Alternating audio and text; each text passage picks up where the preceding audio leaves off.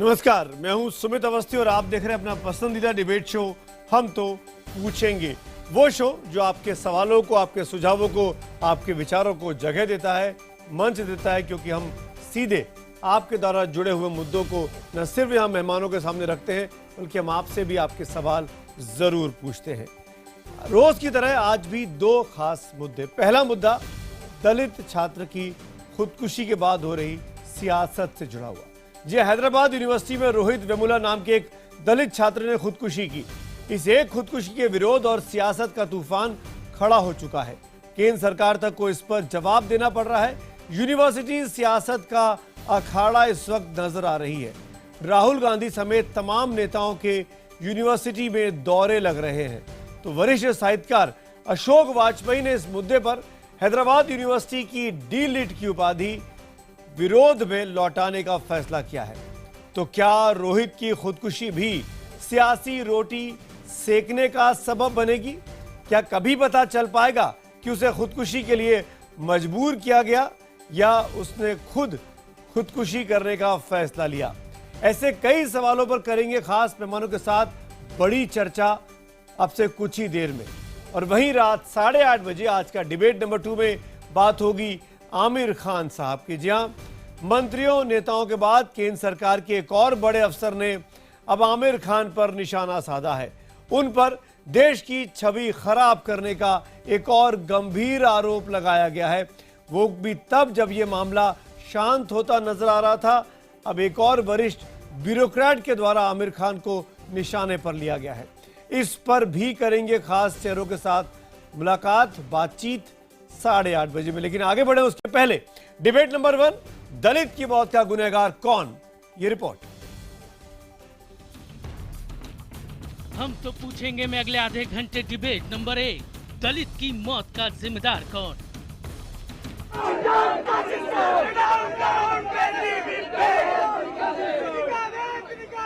Open casteist decisions that have been taken by the Central University of Hyderabad has eventually caused the death of our beloved friend Rohit. Judicial probe होना चाहिए इसमें। ये बोलना कि suicide है और इस बात को भूल जाना बिल्कुल गलत है। सुसाइड नहीं है, एक मर्डर है, इंस्टीट्यूशनल मर्डर है। हैदराबाद यूनिवर्सिटी के दलित छात्र रोहित वेमुला की खुदकुशी पर हैदराबाद से लेकर देश के कई शहरों में विरोध प्रदर्शन जारी है।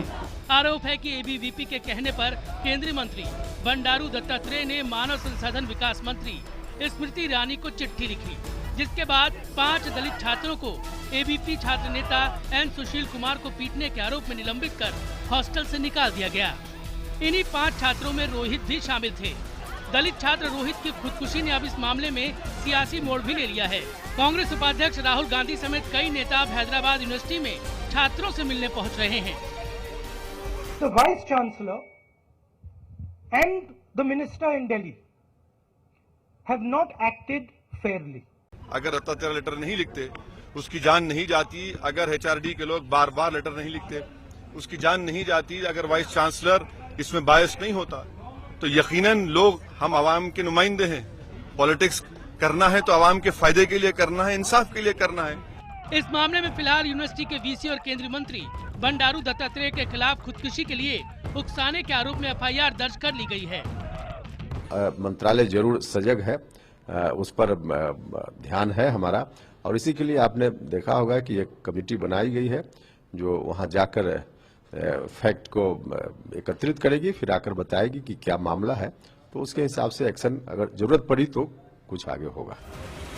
रोहित की खुदकुशी और उस पर चल रही सियासत के बीच हम तो पूछेंगे, क्या दलित छात्र रोहित की खुदकुशी के लिए बीजेपी नेताओं को दोष देना जायज है? तो सुनिए हमारा सवाल एक बार ध्यान से, क्योंकि आपके जवाबों का मुझे इंतजार है कि क्या दलित छात्र रोहित की खुदकुशी के लिए बीजेपी नेताओं को दोष देना जायज है?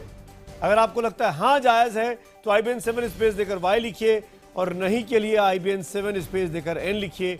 अपनी राय हमको 51818 पर SMS करें, #HTP और #खुदकुशी पर सियासत के जरिए ट्वीट कर भी आप अपनी राय हम तक पहुंचा सकते हैं। IBN खबर के फेसबुक पेज के जरिए भी आप आपके सवाल सुझाव हम तक पहुंचा सकते हैं। इसी मुद्दे पर अब चर्चा करते हैं। कुछ खास मेहमान मेरे साथ जुड़ रहे हैं। हमारे साथ है कांग्रेस पार्टी की प्रवक्ता रीटा बहुगुणा जोशी। भारतीय जनता पार्टी को रिप्रेजेंट कर रहे हैं पार्टी के वरिष्ठ नेता प्रवक्ता डॉक्टर सुधांशु त्रिवेदी। हमारे साथ प्रदेश सचिव है एबीवीपी छात्र संगठन के साकेत बहुगुणा यहाँ मेरे साथ स्टूडियो में, और इन सब के साथ साथ हैदराबाद से इस वक्त हमारे साथ फिरदौस जुड़ रही हैं, जो कि इस पूरे प्रदर्शन को लीड कर रही हैं, जॉइंट एक्शन कमेटी की सदस्य हैं और हैदराबाद यूनिवर्सिटी में पढ़ती हैं। 45 सेकंड का ओपनिंग रिमार्क्स का बजर राउंड का एक वक्त होता है और फिर डिबेट को मैं ओपन कर दूंगा जब चारों लोग 45 सेकंड अपनी अपनी बात पहली बार में कह दें। मेरा सीधा सवाल फिरदौस आपसे है। बहुत दुखद है कि हम इस मौके पर आपसे बात कर रहे हैं जब हमारे बीच रोहित नहीं रहे। मेरा सवाल इसी से जुड़ा हुआ है। तमाम नेताओं के दौरे आपकी यूनिवर्सिटी में हो रहे हैं, बड़े बड़े दिग्गज आज आपके साथ आकर खड़े हो रहे हैं, आपकी बातों को सुन रहे हैं। मेरा सवाल बहुत सीधा सा है, क्या ये सियासत नहीं हो रही है? और दूसरा सवाल जुड़ा हुआ, इसमें आप बीजेपी को या बीजेपी की लीडरशिप को कैसे दोष दे रहे हैं आप लोग?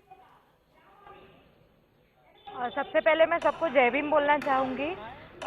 इसके बाद ये बोलना है कि आप इसे खुदकुशी ना बोलिए, ये एक इंस्टीट्यूशनल मर्डर है। ये इंस्टीट्यूशनल मर्डर पहली बार किसी यूनिवर्सिटी में नहीं हुआ है, यूनिवर्सिटीज़ में होता आ रहा है। और आप जो पहला सवाल कर रहे थे कि ये सियासी मुद्दा है कि नहीं, हम और एक क्लैरिफिकेशन और देना चाहूँगी। ये जो स्ट्रगल चल रहा है ये सिर्फ यूनिवर्सिटी ऑफ हैदराबाद में ही नहीं, दिल्ली में भी जो WTO गैट्स एग्रीमेंट के खिलाफ जो स्टूडेंट्स 80 दिनों से UGC ऑफिस, MHRD ऑफिस के बाहर प्रदर्शन कर रहे हैं, उससे भी जुड़ा हुआ है। ये हाँ बिल्कुल सियासी मुद्दा है, पर कांग्रेस बीजेपी इन लोगों का यहाँ आने की वजह से सियासी मुद्दा नहीं है, इसलिए है क्योंकि Firdaus, I will come back to you. 45 seconds हो चुके हैं, मैं लौटूंगा आपके पास। रीटा बहुगुणा जोशी जी, मेरा सवाल अब आपसे है, सियासत क्यों की जा रही है? क्यों राहुल गांधी आनंद फानन में वहां पहुंच जाते हैं?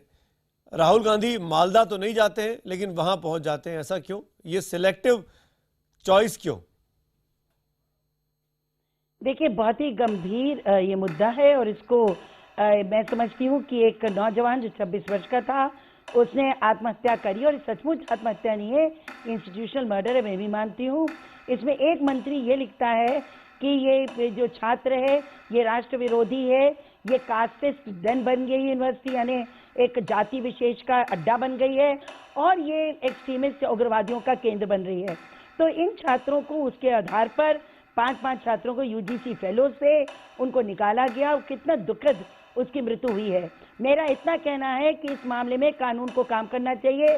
SC/ST एक्ट में केस रजिस्टर हुआ है, एक्शन होना चाहिए, दत्तात्रेय हटाए जाने चाहिए, अरेस्ट होनी चाहिए। जी, रानी जी 45 सेकंड। रीटा जी मैं लौटता हूं। सुधांशु जी, बंडारू दत्तात्रेय के खिलाफ मामला दर्ज हुआ है, SC/ST एक्ट के तहत दर्ज हुआ है, अभी तक उनकी गिरफ्तारी नहीं हुई है। सीधी सी बात, बंडारू दत्तात्रेय इन्फ्लुएंस कर रहे थे अपने पद कद के जरिए दिल्ली में बैठी HRD मिनिस्ट्री को, जवाब दीजिए। देखिए, एक छात्र की दुखद मृत्यु हुई है और इसको लेकर जिस प्रकार की सियासत की जा रही है वो उससे भी ज्यादा दुखद है। छात्र ने अपने सुसाइड नोट में जो कुछ बातें लिखी हैं उसके आधार पर और अन्य परिस्थितियों के बारे में उचित जांच होनी चाहिए। अभी फिरदौस ने बात कही, उन्होंने शुरुआत जय भीम से कही, उस छात्र ने सुसाइड नोट का अंत जय भीम से किया था। अरे उन्हीं भीम की जय की बजाय पराजय सुनिश्चित करने के लिए नेहरू जी के जमाने से लेके कांग्रेस के लोग जो सब कुछ करते रहे, जो उनके स्मारक से लेके, उनके स्थान से लेके, उनके अंतिम बंगले तक किसी चीज को सम्मान नहीं दिया, अचानक इस विषय पर राजनीति करने लगते हैं। ये बहुत ही दुखद है, दुर्भाग्यपूर्ण है। और मैं ये कहना चाहूंगा कि ये बताइए आप अन्य सुधांशु जी 45 सेकंड, मैं लौटूंगा आपके पास 45 second.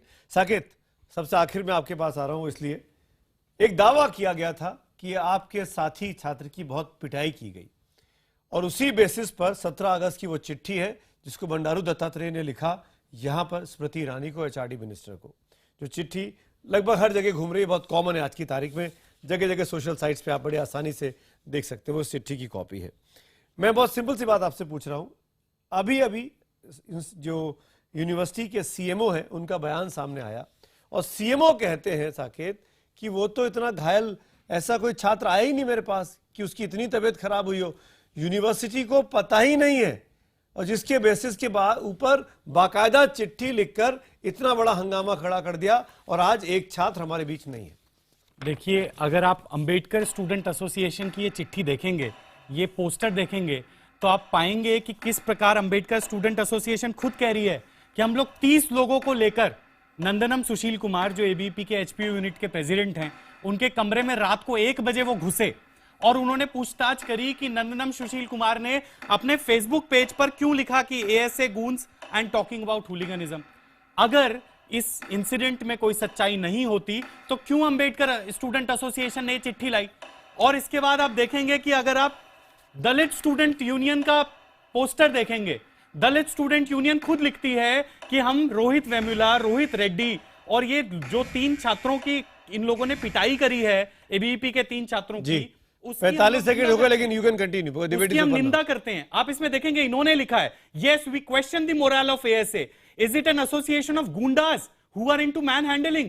He should come out of its intoxication of being the vice president. We suggest ASA to teach him something about Ambedkarism. तो यहां पर ये दलित स्टूडेंट्स यूनियन खुद इस बात को प्रूव कर रही है कि किस प्रकार एबीवीपी के यूनिट प्रेसिडेंट के साथ हिंसा की गई और रात को 1 बजे 30 से ज्यादा लोग उसके कमरे में घुसे। ये बात स्वयं अंबेडकर स्टूडेंट एसोसिएशन का पोस्टर प्रूव कर रहा है।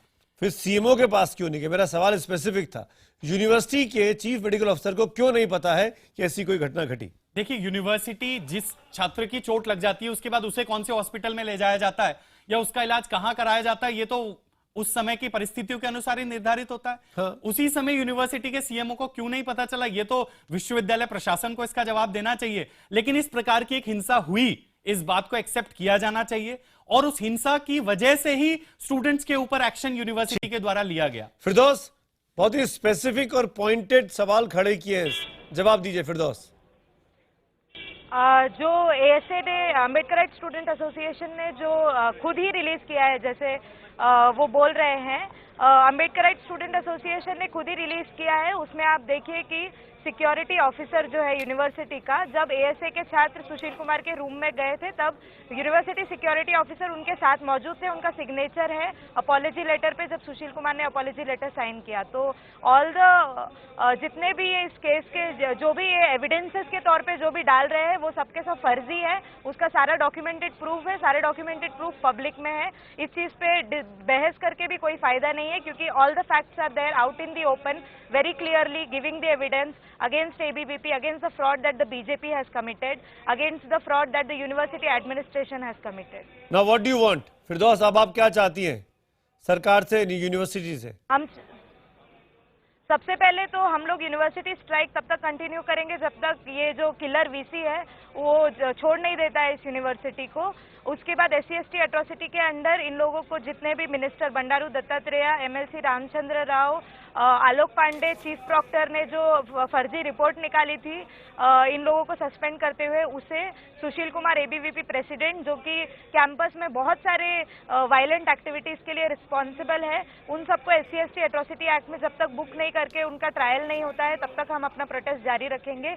इसके अलावा सारी फैसला सुना रही है, मेरे पास आपके वीसी का, अप्पा राव साहब का CV मौजूद है जो बहुत ही हाईली क्वालिफाइड समझ में आते हैं। आपके ही डिपार्टमेंट, आपके हैदराबाद यूनिवर्सिटी के डिपार्टमेंट ऑफ प्लांट साइंसेज के वो सीनियर फैकल्टी थे। प्लांट साइंस में अपने शोध के लिए उनको इंडियन अकेडमी ऑफ साइंसेज से के फेलो बने, नेशनल अकेडमी ऑफ साइंस और national academy of agriculture sciences के फेलो भी रह चुके हैं राव साहब। कई सम्मान और पुरस्कार उनको मिले हुए हैं। इन तमाम के बावजूद आपको लगता है इतने बड़े और भारी शब्दों का इस्तेमाल आप वीसी के खिलाफ करेंगे कि वो क्रिमिनल है, कि वो मर्डरर है? आपको लगता है इसी वीसी का अगर CV आपके पास है, CV में जो नहीं मेंशन है कि 2002 में सेम वीसी ने बिना किसी इंक्वायरी के 10 दलित छात्रों को सस्पेंड किया था। उनका हिस्ट्री रहा है, पर्सनल हिस्ट्री रहा है दलित स्टूडेंट्स को डिस्क्रिमिनेट करने का। ये जो एजुकेटेड क्लास होता है ये बहुत ज्यादा कास्टिस्ट होता है। कास्टिज्म के जो रूट्स है, आप अगर कह रहे हैं कि हमारा जिस तरीके से एजुकेशन सिस्टम चल रहा है उससे चले जाते हैं तो ये बहुत ही ज्यादा। सुधांशु जी, मैं चाहूंगा आप जवाब दीजिए इस बात का, क्योंकि अप्पा राव साहब का अपॉइंटमेंट अभी हुआ है आपकी सरकार आने के बाद, दिसंबर 2015 में। मैं एक और चीज ऐड करना चाहूंगी। अप्पा राव प्रोफेसर अप्पा राव एबीवीपी के बीजेपी के प्रोग्राम्स जो यूनिवर्सिटी में कंडक्ट हुए करते थे उसके साथ उनके फोटोज हैं। एबीवीपी प्रोग्राम्स अटेंड करते हैं वो, उन सबके फोटोज। क्या वो आपके प्रोग्राम्स में नहीं आते? क्या वो एएसए के प्रोग्राम्स में नहीं आते? कभी नहीं आए? जी बिल्कुल नहीं। आपने कभी बुलाया उनको? आपने बुलाया, इनवाइट किया? हाँ, जो वीसी ओपनली एक हिंदुत्ववादी, एक राइट विंग फासिस्ट आप बुलाते नहीं है तो वीसी कहाँ से आएंगे? जो प्रोफेसर फिरदौस, वो वीसी थे, आपने उनको मार्क कर दिया है। हमारा पॉलिटिक्स प्रो पीपल है। अगर किसी का पॉलिटिक्स ओपनली एंटी पीपल है तो ऑब्वियसली हम उनको नहीं बुलाएंगे अपने प्रोग्राम में। हम उनको बुलाएंगे। प्रो पीपल पॉलिटिक्स की वजह से एक स्टूडेंट की जान चली गई। आप उस सुसाइड लेटर को अगर पढ़ेंगे तो उसमें समझ में आता है कि किस प्रकार वो लिखता है। रोहित उसमें लिखते हैं कि किस प्रकार मेरे दिमाग में जो चल रहा था और फिजिकली जो मैं कर रहा था उसमें कितना डिफरेंस है। वो लिखते हैं how I became a monster. आप उस सुसाइड लेटर को अगर पढ़ेंगे तो आप पाएंगे कि किस प्रकार इस प्रकार की विचारों की हिंसा एक विद्यार्थी के मन में आप लोगों ने भर दी और आज आप दूसरों को दोष देते हैं। तो रात को 1 बजे कोई तो बात करने किसी छात्र से रात को 1 बजे क्या 30 विद्यार्थी किसी स्टूडेंट के कमरे में घुसते हैं? आपको लगता है कि रात को 1 बजे 30 विद्यार्थी प्यार से बात करने गए थे किसी स्टूडेंट के रूम में और उसके बाद अगर आपके खिलाफ कार्रवाई होती तो आप बोलेंगे नहीं मैं इस जाति का हूं इसलिए मुझे नहीं करिए। उस पिछड़े विद्यार्थी का क्या जिसको आपने पीटा? आपको मालूम है कि सुशील कुमार किस प्रकार के परिवार से आते हैं? सारे फैक्ट्स देखिए आप। हाँ, हम जानते हैं सुशील कुमार की माँ को बीजेपी का टिकट मिला है कॉर्पोरेशन इलेक्शन लड़ने। वो भी कह सकते हैं कि मैं भी एक पिछड़ी जाति से आता हूँ, वो भी एक पिछड़ी जाति से आते हैं, उनके साथ भी सोसाइटी ने अत्याचार किया है। आप मजाक बनाना चाहते हैं एंटी कास्ट पॉलिटिक्स का, जो कास्टिज्म चल रहा है यहाँ पे उसका मजाक बना रहे हैं आप। एंटी कास्ट पॉलिटिक्स और फिरदौस आपने कुछ शर्तें रखी अपनी। 1 मिनट साकेत। फिरदौस, आपने आपकी ज्वाइंट एक्शन कमेटी ने कुछ शर्तें रखी जिनको अभी आपने रिपीट किया। सुधांशु जी, इन शर्तों को सुनकर, रीटा जी मेरा पॉलिटिकल गेस्ट के साथ ये सवाल है, पहले सुधांशु जी मैं आपके पास आ रहा हूं। इन सवालों को सुनकर लगता है, इन डिमांड्स को सुनकर लगता है कि अब स्टूडेंट्स जो है वो आर पार की लड़ाई के मूड में हैं और इस बार उनको एक्शन चाहिए। एक्शन के बगैर ये स्ट्राइक खत्म नहीं होने वाली। क्या करेंगे आप लोग? सुधांशु जी। देखिए, इस घटना के 2 पक्ष हैं। एक तो ये घटना स्पेसिफिक इवेंट्स और दूसरा है जो कॉन्सेप्चुअल बात इन्होंने कही कि भाई दलित पॉलिटिक्स एकेडमिक्स में और अदर थिंग्स। तो भाई घटना इवेंट बारे में जांच होगी, जांच के बाद जो तथ्य होगा वह सामने आएगा। इतना तो कम से कम यह प्रत्यक्ष माना जा रहा है यदि 1 बजे रात को किसी के कमरे में किसी भी कारणवश आप जाते हैं तो यह कहीं से बहुत उचित और न्याय संगत नहीं। यह दिन के समय में प्रशासनिक भवन में, विश्वविद्यालय के ऑफिस में या एकेडमिक सेटअप में हो सकता था। खैर, अब आप आइए दूसरे पक्ष पे। तो फिरदौस ने बहुत अच्छी बात कही, 2 बातें कही, क्राइम और एकेडमिक्स में दलितों की स्थिति। मैं पूछना चाहता हूं, उसके नोट में देखिए वो लड़का क्या लिखता है कि मैं अकेला हूं, मुझे बचपन से किसी ने नहीं समझा।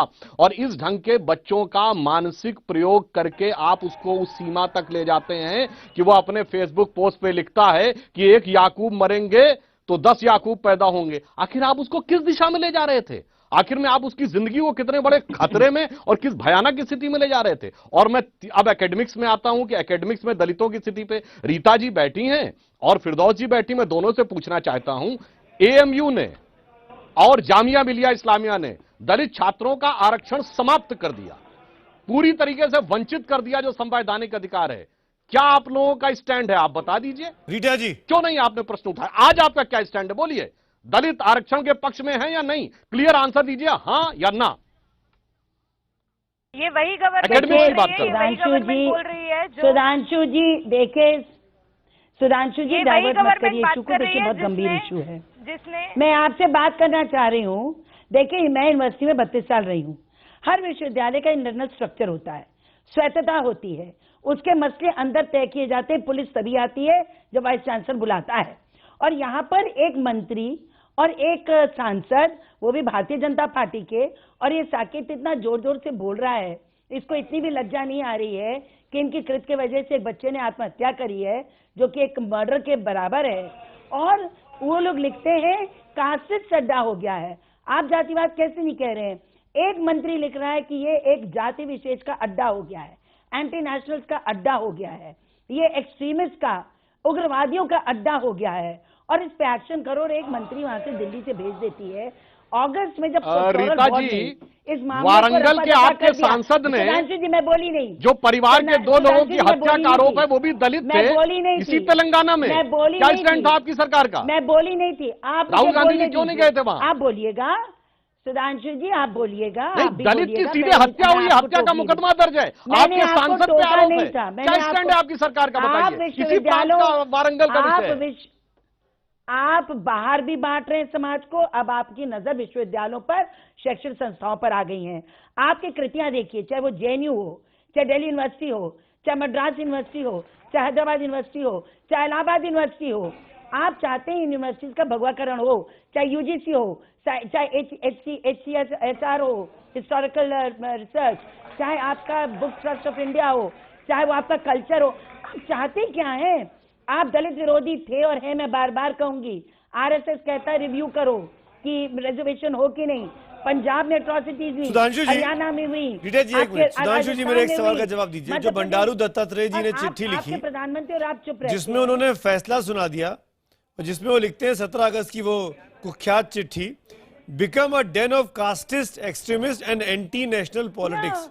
ये फैसला सुनाते हुए बंडारू दत्तात्रेय केंद्र के मंत्री ये चिट्ठी लिखते हैं हैदराबाद यूनिवर्सिटी के बारे में, वहां के छात्रों के बारे में। अब इसके बाद स्मृति ईरानी क्या करती? उन्होंने अपना काम कर दिया, उन्होंने यूनिवर्सिटी से पूछताछ कर ली, पे स्टूडेंट्स पे दबाव बन गया, उनको सस्पेंड किया गया, उनकी छात्रवृत्ति रोकी गई। सुमित जी, इस समय इस तथ्य को सही परिप्रेक्ष्य में नहीं रखा जा रहा है। देखिए, वो बंगारू दत्तात्रेय जनप्रतिनिधि हैं, अगर उनके पास कोई शिकायत आती तो उसको फॉरवर्ड किया एज इट इज। जैसे तमाम प्रकार की शिकायती पत्र आते हैं, तमाम प्रकार के पत्र सांसदों को दिए जाते हैं, आप उसको संबंधित मंत्रालय को फॉरवर्ड कर देते हैं, संबंधित मंत्रालय संबंधित संस्थान को फॉरवर्ड कर देता है कि आप कार्रवाई करिए। तो जो उसमें जो कुछ लिखा है वो जजमेंट नहीं है, दैट इज जस्ट फॉरवर्डिंग, यानी अग्रसारित किया गया उस पत्र को, उसके ऊपर कोई निर्णय नहीं सुनाया गया है। इसलिए यह बात को इस रूप में रखना ठीक नहीं है। यही कांग्रेस की प्रॉब्लम है कि हरियाणा में अगर खानदानी रंजिश में हत्या हो जाती है तो साहब वो दलित की हो गई, अगर वहां पे इनके वारंगल में परिवार में होगा उसमें नहीं बोलेंगे, फिर अगर कहीं पर कोई मद्रास यूनिवर्सिटी में हो जाएगा तो उसमें दलित फैक्टर ले आएंगे। और अभी रीता जी कह रही थी कि हम लोगों ने कभी सम्मान नहीं किया, तो मैं पूछना चाहता हूं, डॉक्टर अंबेडकर के जन्म स्थान को स्मारक किसने बनाया? हमारी सरकार ने। डॉक्टर अंबेडकर का जो अंतिम अलीपुर रोड का बंगला है उसको किसने बनवाया? हमने। और अभी लंदन में डॉक्टर अंबेडकर के लंदन स्थित आवास को स्मारक किसने बनाया? हमारी सरकार ने। डॉक्टर अंबेडकर की 125वीं जयंती संसद में किसने बनाई? हमारी सरकार ने। साकेत के पास और फिरदौस के पास। साकेत, मैं सुमित जी ये प्रश्न आप सभी के सामने रखना चाहता हूं कि क्या आपको लगता है कि अगर एचआरडी मिनिस्टर का या बाहरी तत्व कहकर यूनिवर्सिटी में जो प्रचारित किया जा रहा है, अगर इस प्रकार का इंटरवेंशन इस पूरे केस में होता तो क्या जो रस्टिकेशन की सजा थी उसको सिर्फ हॉस्टल से निकालने की सजा में कन्वर्ट किया जाता? यह भी एक फैक्ट पूरे देश को बताने की आवश्यकता है कि उन स्टूडेंट्स को पहले रस्टिकेट किया गया था, लेकिन जब उन्होंने प्रोटेस्ट किया एडमिनिस्ट्रेशन के सामने तो बाद में उनका पनिशमेंट रिड्यूस करके सिर्फ हॉस्टल से सस्पेंशन किया गया, जिसको आज सोशल बॉयकॉट कह के प्रचारित किया जा रहा है। उनको सिर्फ हॉस्टल से निकाला गया। इस प्रकार की सजा में उनकी जो कमी की गई, इस बात को क्यों छुपाया जा रहा है? मुझे लगता है इसके ऊपर राजनीतिक दल सिर्फ रोटियां सेकने का काम कर रहे हैं। फिरदौस बोलिए। I would like to respond to the ABVP person. Please check your facts. आप पनिशमेंट उसे देंगे जिसने कुछ गलती की है। यहाँ पे जो जिसने गलती की है, the culprit is Sushil Kumar, the ABVP president of HCU campus. That's your understanding of the event. BJP. That is not our understanding of the event. Please check the facts. The university is saying that these people were guilty and not ABVP. The students who have gone to Sushil Kumar's house, the students who have gone to Sushil Kumar's room, have gone in the presence of the security of the university. To forcefully write an apology. इस democratic देश में किसी व्यक्ति से जबरदस्ती apology लिखवाना, क्या ये डेमोक्रेसी है? क्या डॉक्टर अंबेडकर ने ये सिद्धांत देश को दिए हैं? क्या आप डॉक्टर अंबेडकर के लिखे हुए संविधान पे विश्वास करते हैं या नहीं करते हैं? आप ये सवाल का जवाब दीजिए। जिस याकूब मेमन को संविधान में, जी डॉक्टर अंबेडकर ने कैपिटल पनिशमेंट के खिलाफ बात की है। डॉक्टर अंबेडकर के द्वारा लिखित माफी के साथ सॉरी फिरदौस जी, सुधांशु जी, माफी के साथ मेरे पास वक्त नहीं है। रीटा जी और Saket, thank you so much इस डिबेट में मेरे साथ जुड़ने के लिए, क्योंकि अब जनता को अपने नतीजे जानने, जिन्होंने एसएमएस पोल में शिरकत की है, उनका क्या कहना है इस पूरे मामले पर। आइए देखते हैं आज के सवाल के क्या नतीजे अब हमारे सामने आए हैं। दलित छात्र रोहित की खुदकुशी के लिए बीजेपी नेताओं को दोष देना क्या जायज है? हमारे पास जो जवाब आए हैं, 49% लोग हाँ कहते हैं, 51% लोग नहीं कहते। लगभग बातचीत बराबर बराबर हिस्से में बटी हुई है। IBN7 के दर्शक वर्ग की राय आपके सामने है। यही सवाल ट्विटर पर पूछा गया, ट्विटर के पाठकों के लिए, और वहां जो नतीजे सामने आए, 67% लोग बोलते हैं जायज नहीं है, 33% लोग बोलते हैं बीजेपी नेताओं को दोषी देना जायज है। ये था हम तो पूछेंगे कि डिबेट नंबर 1 का नतीजा।